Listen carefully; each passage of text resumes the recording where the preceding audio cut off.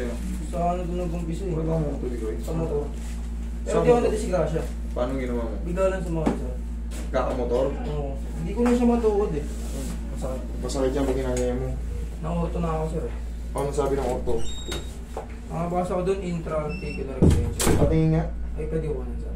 Saan ba? Oh, pagkamdalin nyo. Mahalaga yun. Kapag mukha. Ayan o. Pero nga lang, sino may load na may cellphone? Ayun, punta ka sa ano. Pero sabi sa orto sir, wala naman doon. O ikaw, okay ka lang. Hindi nga ako Oo. okay sir. Yung unang ano yan o. Tignan mo yung mga kamay natin. Punong-puno ng ligament yan. Pag may bumakanti dyan, ibig sabihin namamaga na yan. May inflammation. Kaya pag ginanon mo, Masakit sir. Oo. Pero kaya ko yung ko lang. eh, Pero yung ganito. pag ganito, kaya. Oo, sir. Pag ganito, padiin. Masakit sir. No. Okay? Yung sinasabi, baka hindi mo naintindihan yung ortho eh. Sinasabi niya, good yung ano, walang fracture. Pero siyempre, ang mag-i-evaluate nung dito, MRI, Roy Pengen tissue. Kung gustong pang malaman yung ano. Mahalagaan sir. Ayun nga lang eh, wala tayong magawa. Yun ang presyo nun. Kasi sasalang ka sa ano nun. Sasalang yung kamay mo sa parang ano. Machine na ano. Pinakamura nun, 10,000. Depende yun sa ospital. Kung saan ka, kung medyo maganda-ganda yung pupuntahan mo.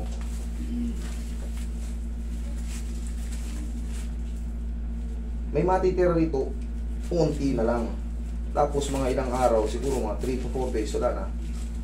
Iyon oh, sarap parang nag-crashing. Ay, papahinga ako sir. Oo. Eh baka kung magmotor ka, ganun ka ng ganun eh. Bira ka ng bira eh. Dahan-dahan lang kasi pagka tatandaan niyo sa pagmumotor, hanggat hindi tayo nakasali sa karera, huwag kayong magmatulin. Saktong ano lang. Marami nang namatay sa ano. Yan. Yung mga pabukso-bukso on drive. Yan.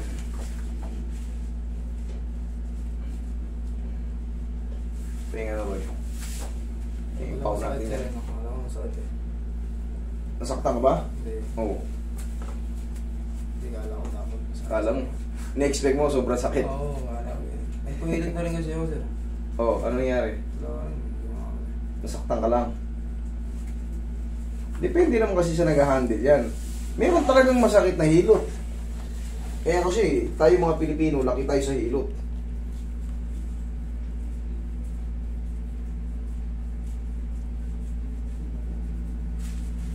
Blame pala kayo sir, di ko alam ano. Ay, hindi. Kala ko na hindi.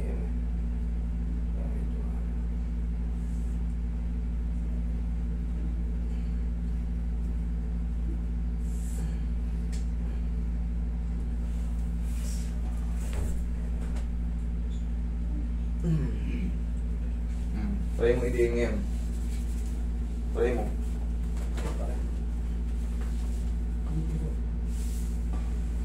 Ito, sobrang sakit or nabawasan na? Medyo yung lumakas ako. Nabawasan na? Okay, sige, upo ko pa. Pagka maliit na lang yung kunyari, alam mo naman sa sarili mo na yung sobrang sakit tapos nabawasan na. Pag nabawasan na, maliit na, i-relax mo lang 3 to 4 days kasi mayroon na itong tinatawag na inflammation or swelling. Yung mga, hindi naman kasi lahat buto, eh no. Sabi ko kasi yun, napakaraming nakakapit na ligaments. Yan, no? Yung maliliit na puta sir. Yan. Punong-puno yung kamay natin ng ano.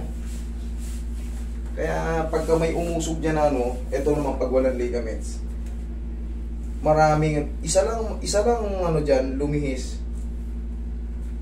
Siyempre, pag may lumihis, bibinatin niya yung ligaments, maiirita yung ligaments, mamamaga yun. Tapos ikaw naman, siyempre, gusto rin natin, motor-motor. Kaya kada ganun mo, may pain. Paano yung sir? Huwag mo motor pa. Okay lang. Kaya lang yan. Kunti na lang ito mararamdaman mong pain eh. Kunti na lang ito, kaya mo na yan.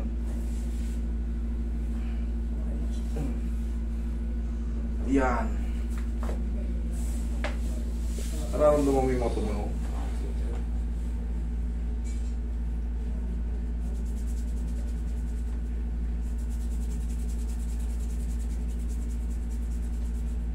Okay lang ako na. Relax na loob sir.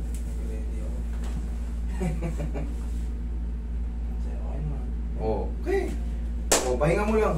Okay na eh. Huwag mo lang basahin. Pwede ka niya magmotor, makakauwi ka ng maayos niyan. Okay? Sir, pahinga ko na.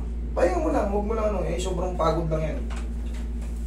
Siyempre, sabi ko nga sir, maraming yan dyan, nakakapit na Pag nakita mo yung umangat, kailangan lang, pag tumunog na yun, wala na. Pahinga ko lang, sir. Pahinga lang, mga 3 to 4 days, wala na yan. Paunti na ng paunti yan.